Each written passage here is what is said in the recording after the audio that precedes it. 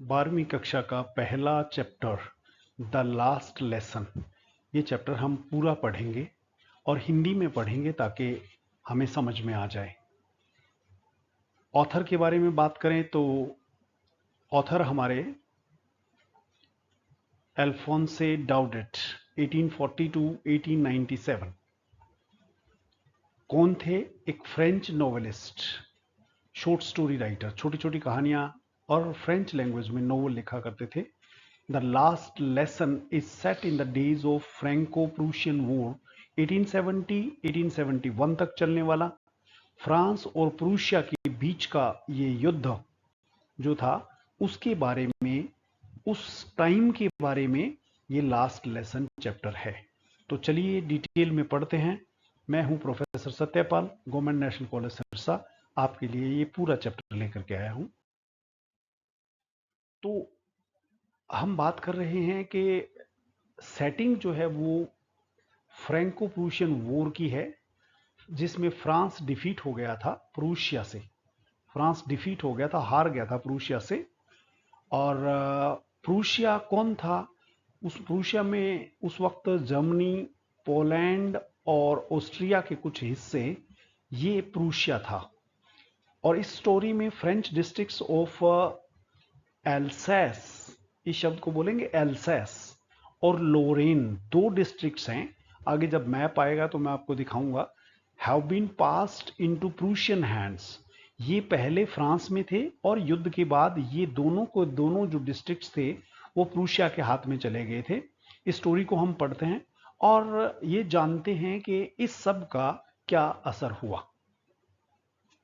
ये कुछ important meanings के लिए यहाँ पर हमारा टेक्स्ट बुक में दिया है। इनको हम जब पढ़ेंगे तो मैं आपको चैप्टर में पढ़ते वक्त इनके बारे में बताऊंगा।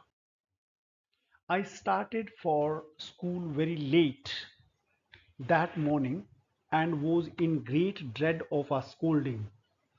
मैं स्कूल के लिए उस दिन लेट चला था और was in great dread, dread का मतलब होता है डर। मेरे मन में बहुत ही डर था। किस चीज़ का डर था? स्कोल्डिंग, कि हमारा टीचर हमें स्कोल्ड करेगा, हमारा टीचर मुझे स्कोल्ड करेगा, डांटेगा। Specially because M Hamel teacher का नाम है, यहाँ पर पहली बार इंट्रोड्यूस हुआ है। Had said that he would question us on participles. हमारा टीचर उस दिन ग्रामर का एक टॉपिक होता है पार्टिसिपल्स, पार्टिसिपल के टॉपिक पर हमसे सवाल करने वाला था।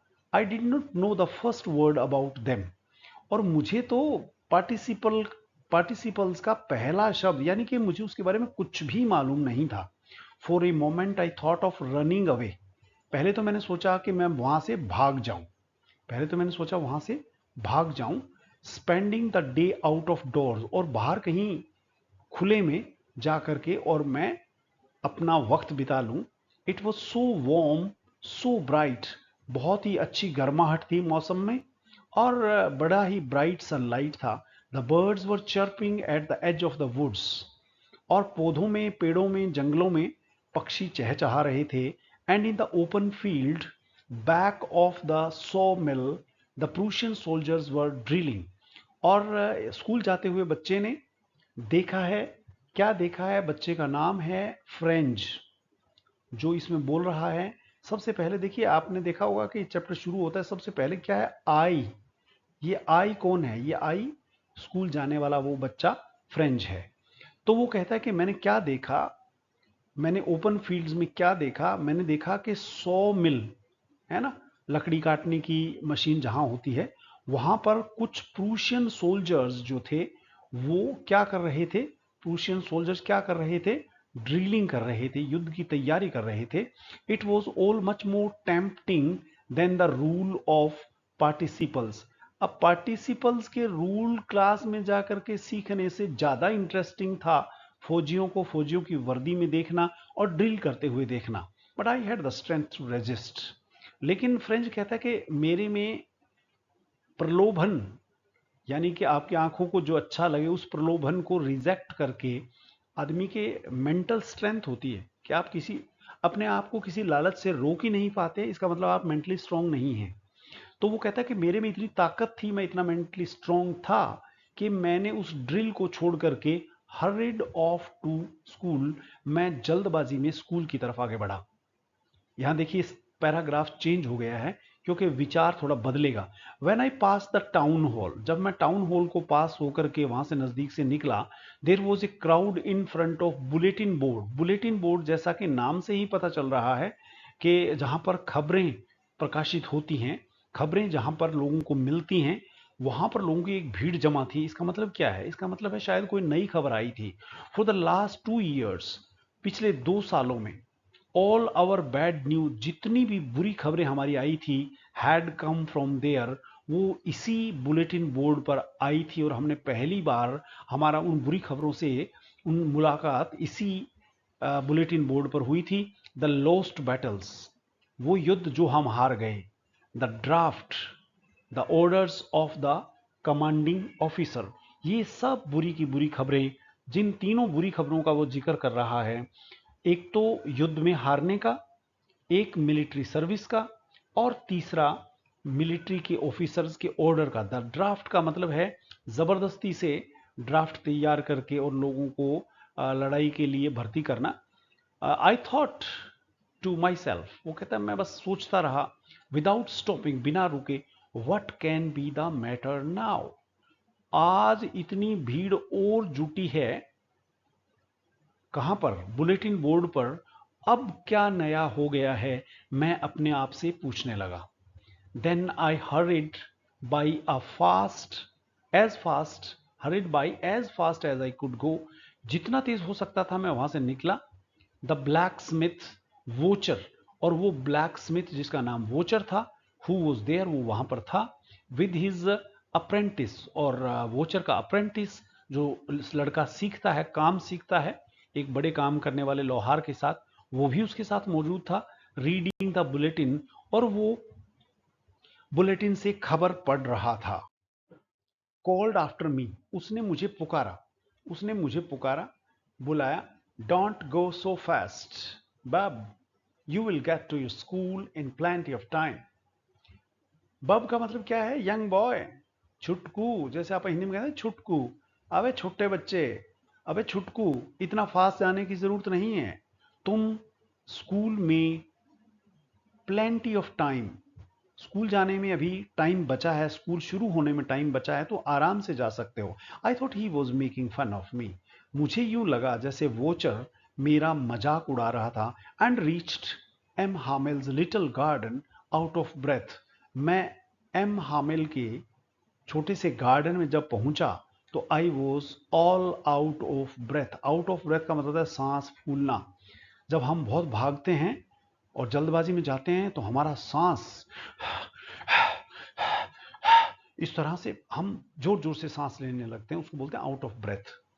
यूजुअली व्हेन स्कूल बिगेन, आमतौर पर जब स्कूल शुरू होता था, देर वॉज ए ग्रेट बसल, तो स्कूल में बच्चों का आवागमन, बड़ी चहल पहल रहती थी, which could be heard out in the street, और वो चहल पहल स्कूल के पास की गली में भी सुनाई देती थी। The opening and closing of the desk, बच्चों का डेस्क खोलना और वो आवाजें। Lessons repeated in unison,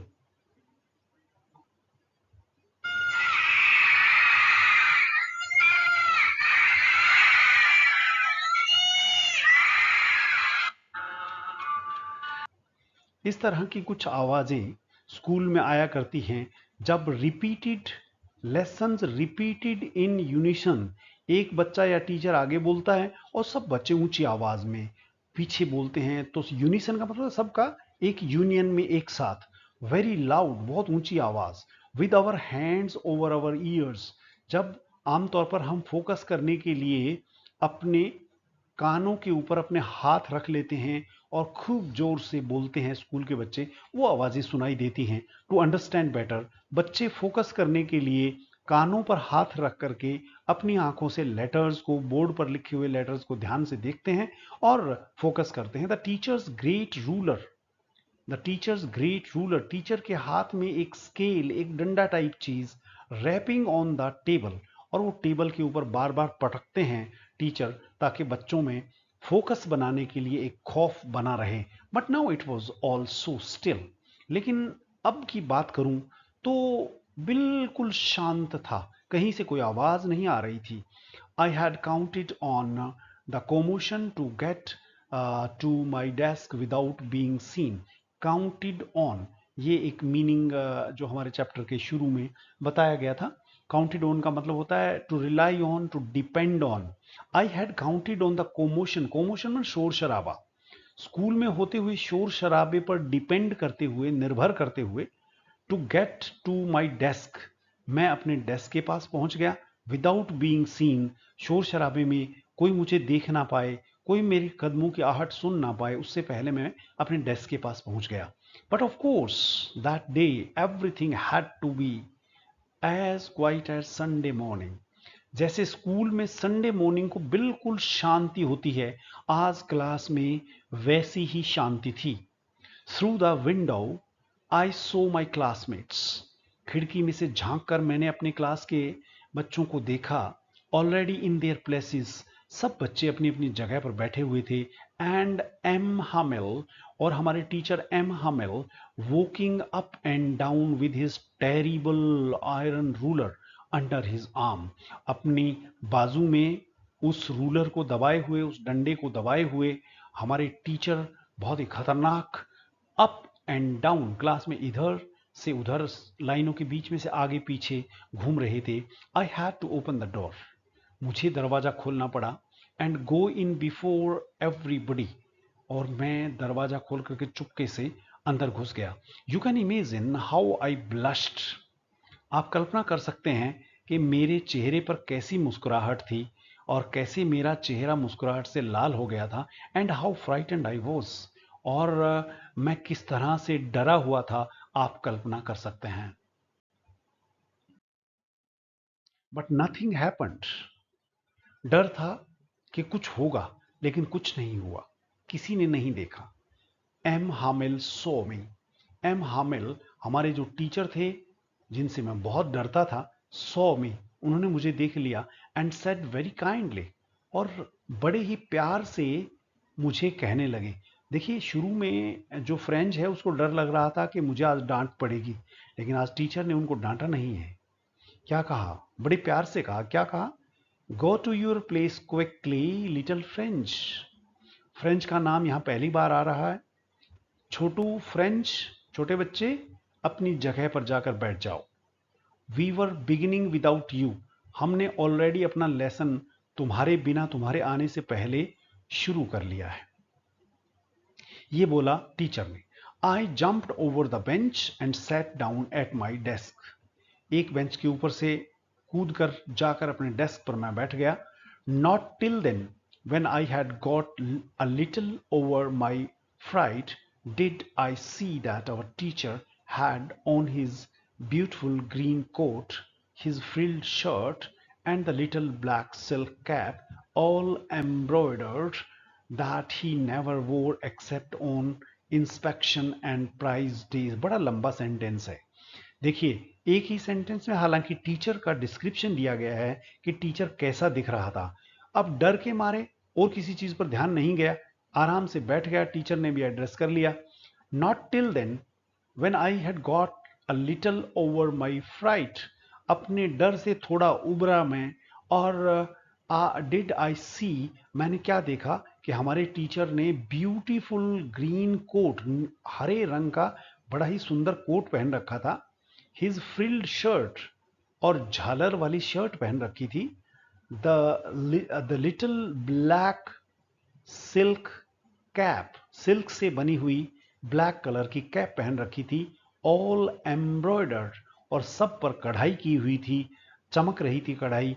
that he never वोर, और ये ड्रेस हमारे टीचर आमतौर पर पहनते नहीं थे, कभी कभी पहनते थे। कब पहनते थे? ऑन इंस्पेक्शन डेज या प्राइज डेज, यानी कि स्पेशल सेलिब्रेशन के ओकेजन पर ही पहनते थे। Besides the whole school seemed so, इसके अलावा सारा स्कूल भी आज कुछ यूं लग रहा था।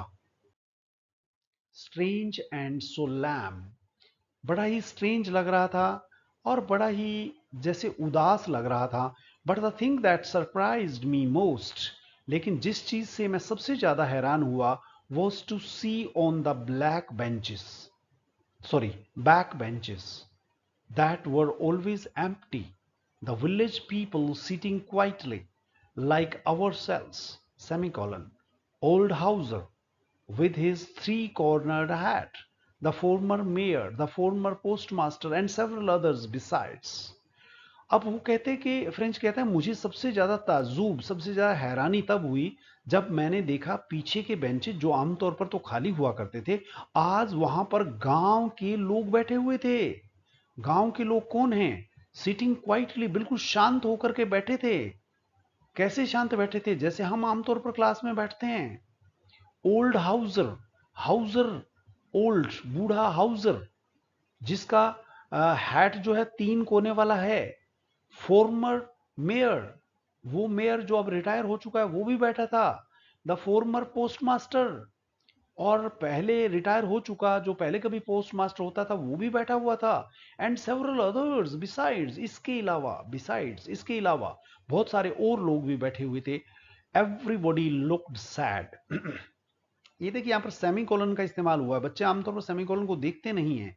सेमीकोलन का मतलब है वहां पर सेंटेंस एक बार खत्म हो गया है, लेकिन राइटर उसको खत्म करने की बजाय उसको किसी तरह से दूसरे सेंटेंस को वहीं पर शुरू कर देता है। एक्चुअली ये फुल स्टॉप की तरह ही होता है। एवरीबॉडी लुक्ड सैड, सब उदास नजर आ रहे थे। And hosier had brought an old primer, और होजर एक पुराना प्राइमर भी लेकर के आए थे, है ना। थम्ब्ड एट द एजेस, अब प्राइमर क्या होता है? जैसे कायदा जिसमें पिक्चर्स बनी होती हैं, अल्फाबेट्स बने होते हैं, और छोटे बच्चों को पिक्चर्स के साथ उनको लिटरेसी सिखाई जाती है। इस तरह की एक बुक टाइप चीज होती है जिसको हमारे यहाँ हरियाणा में कायदा बोलते हैं। तो वो किताब लेकर के आया था, छोटा सा, जो बच्चों की होती है। Thumbed at the edges, dog eared, और इतना वो पुराना था वो बुक, कायदा, वो प्राइमर इतना पुराना था कि उसके कोने मुड़े हुए थे। And he held it open, और वो बुक जो है वो स्कूल में बच्चे जो पहली बार पहली किताब पिक्चर्स वाली जो किताब लेकर के जाते हैं उसको बोलते हैं प्राइमर। वो प्राइमर अपने घुटनों पर रख कर खोल रखी थी ओल्ड हाउसर ने, with his great spectacles lying across the pages, और बूढ़े आदमी का एक चश्मा वो उस किताब के ऊपर रखा हुआ था। While I was wondering about it all, अब एक छोटा बच्चा फ्रेंच इन सब चीजों के बारे में हैरान था कि आज गांव के लोग हमारी क्लास अटेंड क्यों कर रहे हैं। Mister Hamel, M Hamel, mounted his chair, M Hamel अपनी कुर्सी पर आए, and in the same grave, grave का मतलब होता है बहुत ही गंभीर, एंड जेंटल लेकिन बहुत ही शांत, टोन, अपनी बहुत ही शांत लेकिन बड़ी ही गंभीर आवाज में अपनी कुर्सी पर आने के बाद एम हामिल कहने लगे, which he had used to me said, my children, this is the last lesson I shall give you। बड़ी ही गंभीर लेकिन बड़ी ही शांत आवाज में हमारे टीचर एम हामिल कहने लगे, प्यारे बच्चों, आज मैं आपको आखिरी पाठ पढ़ाऊंगा। जो मुझे पढ़ाना है वो आज का आखिरी पाठ है, यानी कि इसके बाद मैं आपको नहीं पढ़ाऊंगा। The order has come from Berlin, सरकार से ऑर्डर आ गया है, बर्लिन से ऑर्डर आ गया है, टू टीच ओनली जर्मन, के बच्चों को सिर्फ एक भाषा पढ़ाई जाएगी और वो होगी German, in the schools of Alsace and Lorraine. Alsace और लोरेन के स्कूलों में सिर्फ एक भाषा पढ़ाई जाएगी और वो भाषा होगी German. The new master comes tomorrow, देखिए ये सेंटेंस ये हमें बताता है कि फ्यूचर टेंस पहले नहीं होता था। यहां पर टुमारो है, विल कम टुमारो होना चाहिए था, लेकिन कम्स टुमारो है। यहां पर प्रेजेंट इंडेफिनिट टेंस का इस्तेमाल हुआ है। बच्चों, पहले पास्ट टेंस होता था, प्रेजेंट टेंस होता था, फ्यूचर टेंस नहीं होता था, और जब फ्यूचर नहीं होता था तो वहां पर प्रेजेंट इंडेफिनिट का इस्तेमाल किया जाता था। This is your last French lesson. अब एम हामेल फ्रेंच पढ़ाते थे और आज उनका आखिरी फ्रेंच लेसन था। I want you to be attentive. बच्चों, मैं अपनी जिंदगी में तुम्हें आज आखिरी बार फ्रेंच लेसन पढ़ा रहा हूं, तो कृपया ध्यान से सुनिए। ये बोला हमारे टीचर एम हामिल ने। What a thunderclap these words were to me. मेरे लिए तो जैसे तूफान सा आ गया था इन शब्दों से। ये शब्द तूफान नुमा लगे मुझे कि क्यों हमारी टीचर आखिरी बार ऐसा क्यों। ओ द रैचेस, अरे वो घटिया लोग।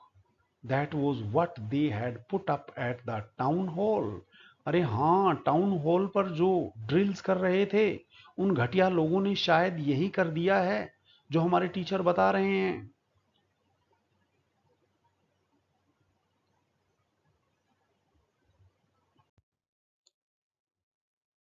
The remaining part of the chapter has been given in the next video, the last lesson full text part 2।